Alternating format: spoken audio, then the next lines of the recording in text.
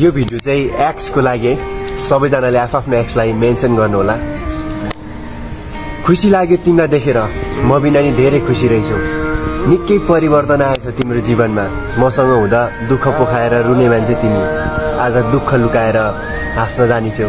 माया सुरु भयो साँझ सम्झिँदैन म फेरि तिम्रै प्यारी, खतमा कहिले उनी हो मेरो दम गुड्दै जानी।